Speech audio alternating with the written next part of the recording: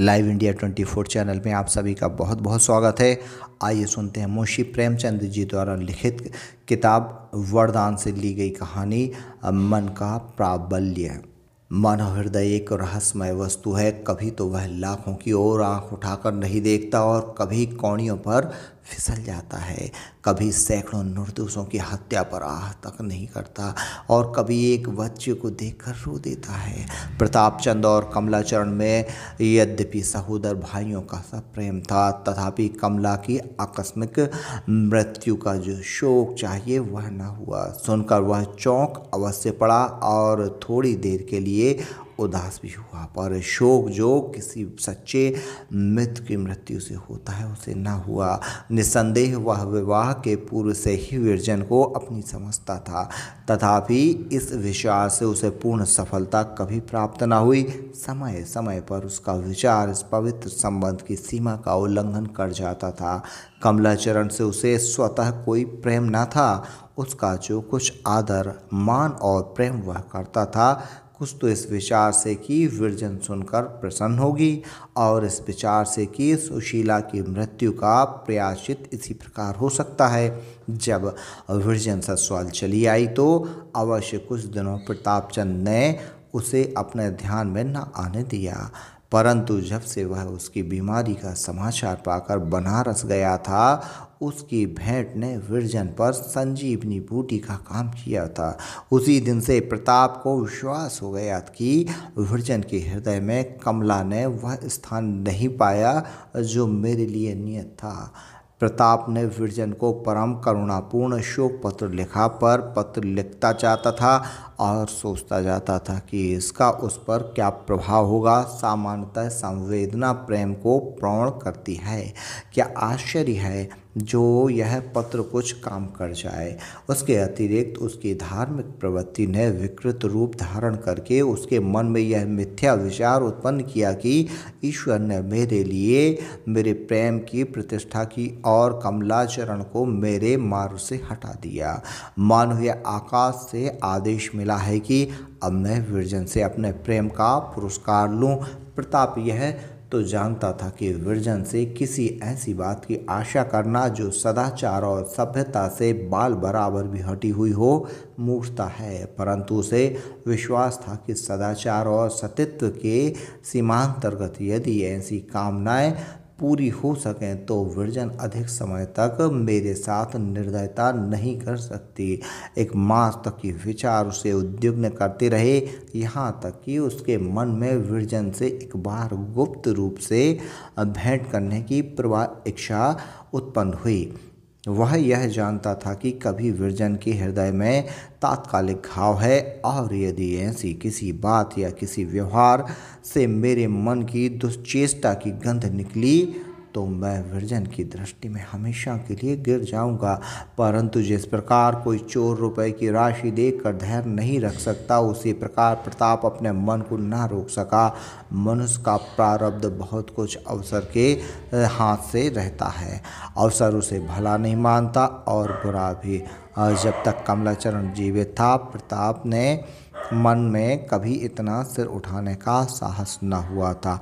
उसकी मृत्यु ने मानो उसे यह अवसर दे दिया। यह स्वार्थपरता का मद यहाँ तक बढ़ा कि एक दिन उसे ऐसा आभास होने लगा मानो विरजन मुझे स्मरण कर रही है। अपनी व्यग्रता से वह विरजन का अनुमान करने लगा। बनारस जाने का इरादा पक्का हो गया। 2 बजे थे, रात्रि का समय था। भयावह सन्नाटा छाया हुआ था। निद्रा ने सारे नगर पर एक घटाटोप चादर फैला रखी थी। कभी कभी वृक्षों की सनसनाहट सुनाई देने लगती थी। धुआं और वृक्षों पर एक काली चादर की भांति लिपटा हुआ था और सड़क पर लालटेन धुएं की कालीमा में ऐसी दृष्टिगत होती थी जैसे बादल में छिपा हुआ तारा।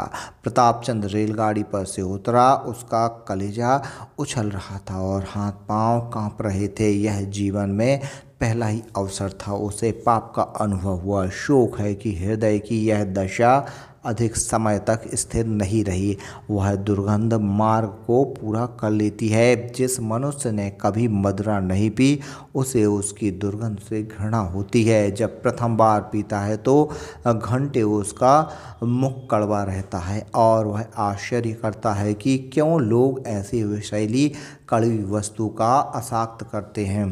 पर थोड़ी ही दिनों में उसकी घृणा दूर हो जाती है और वह भी लाल रस का दास बन जाता है। पाप का स्वाद मदिरा से कहीं अधिक भयंकर होता है। प्रताप चंद्र धीरे धीरे जा रहा था। उसके पांव वेग से नहीं उठते थे क्योंकि पाप ने उसमें बेड़ियां डाल दी थी।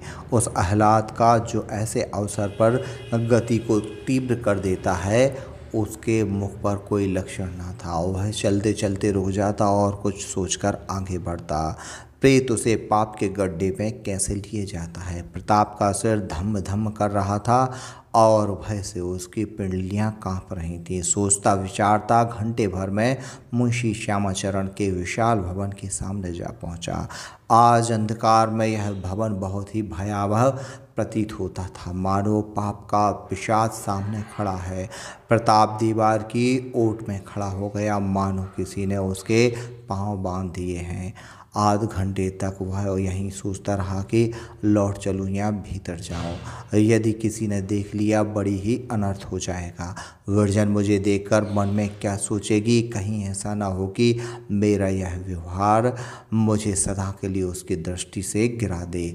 परंतु इन सब संदेहों पर पिशाच का आकर्षण प्रबल हुआ। इंद्रियों के वश में होकर मनुष्य को भले बुरे का ध्यान नहीं रह जाता।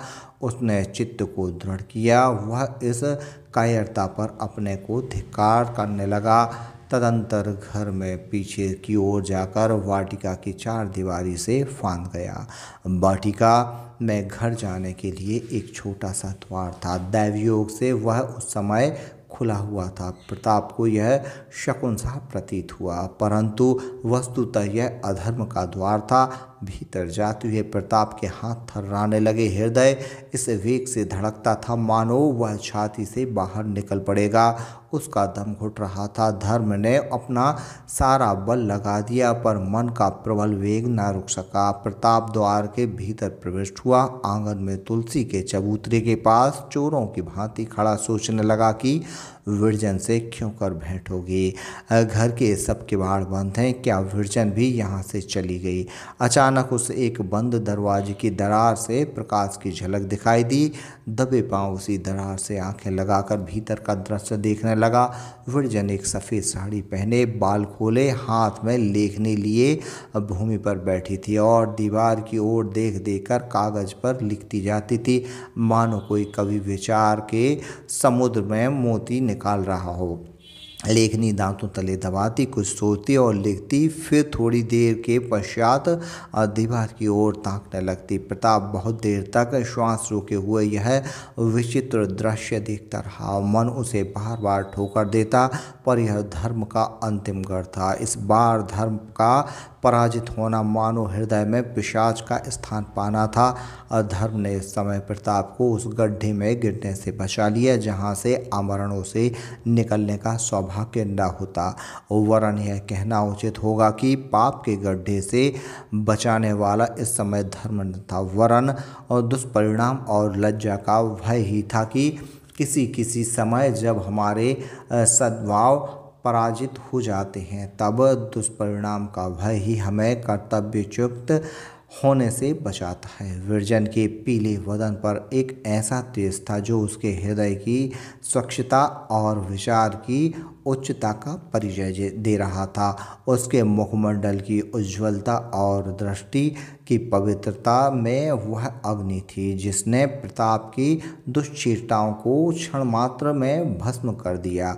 उसे ज्ञान हो गया और उसने आत्मिक पतन पर ऐसी लज्जा उत्पन्न हुई कि वहीं खड़ा रोने लगा। इंद्रियों ने जितने निष्कृष्ट विकार उसके हृदय में उत्पन्न कर दिए थे वे सब इस दृश्य ने इस प्रकार लोप कर दिए जैसे उजाला अंधेरे को दूर कर देता है। इस समय उसे यह इच्छा हुई कि विरजन के चरणों पर गिरकर अपने अपराधों की क्षमा मांगे। जैसे किसी महात्मा सन्यासी के सम्मुख जाकर हमारे चित्त की दशा हो जाती है, उसी प्रकार प्रताप के हृदय में स्वतः प्रायश्चित के विचार उत्पन्न हुए। पिशाच यहाँ तक लाया पर आगे न ले जा सका। वह उल्टे पांव फिरा और ऐसी तीव्रता से वाटिका में आया और चार दीवार से कूथा मानो उसका कोई पीछा करता है। अरुणोदय का समय हो गया था। आकाश में तारे झिलमिला रहे थे और चक्की का घुर्र घुर्र शब्द कर्णगोचर हो रहा था। प्रताप पांव दबाता, मनुष्य की आंखें बचाता गंगा जी की ओर चला। अचानक उसने सिर पर हाथ रखा तो टोपी का पता न था और जेब में घड़ी ही दिखाई दी। उसका कलेजा सन्न से हो गया। मुख से एक हृदय वेदक आह निकल पड़ी। कभी कभी जीवन में ऐसी घटनाएं हो जाती हैं जो क्षण मात्र में मनुष्य का रूप पलट देती हैं। कभी माता पिता की एक तिरछी चितवन पुत्र को सुयश से के उच्च शिखर पर पहुंचा देती है और कभी स्त्री की एक शिक्षा पति के ज्ञान चक्षुओं को खोल देती है। गर्वशील पुरुष अपने सगों की दृष्टियों में अपमानित होकर संसार का भार बनना नहीं चाहता। मनुष्य जीवन में ऐसे अवसर ईश्वर दत्त होते हैं। प्रताप चंद के जीवन में भी वह शुभ अवसर था जब वह संकीर्ण गलियों में होता हुआ गंगा किनारे आकर बैठा और शोक तथा लज्जा के आंसू प्रवाहित करने लगता। मनोविकार की प्रेरणाओं ने उसकी अधोगति में कोई कसर उठा न रखी थी, परंतु उसके लिए यह कठोर कृपालु गुरु की ताड़ना प्रमाणित हुई। क्या यह अनुभव सिद्धि नहीं है कि विष भी समय अनुसार अमृत का काम करता है? जिस प्रकार वायु का झोंका सुलगती हुई अग्नि को दहका देता है, उसी प्रकार बहुधा हृदय में दबे हुए उत्साह को भड़काने के लिए किसी बाह्य उद्योग की आवश्यकता होती है। अपने दुखों का अनुभव और दूसरों की आपत्ति का दृश्य बहुधा वह वैराग्य उत्पन्न करता है जो सत्संग, अध्ययन और मन की प्रवृत्ति से भी संभव नहीं। यद्यपि प्रतापचंद के मन में उत्तम और निस्वार्थ जीवन व्यतीत करने का विचार पूर्व ही से था, तथापि मनोविकार के धक्के ने वह काम एक ही क्षण में पूरा कर दिया, जिसके पूरा होने में वर्ष लगते। साधारण दशाओं में अजाति सेवा उसके जीवन का एक गौण कार्य होता, परंतु इस चेतावनी ने सेवा को उसके जीवन का प्रधान उद्देश्य बना दिया। सुदामा की दृष्टि अभिलाषा पूर्ण होने के समान पैदा हो गई। क्या इन घटनाओं के अंतर्गत कोई अज्ञात प्रेरक शक्ति थी? कौन कह सकता है।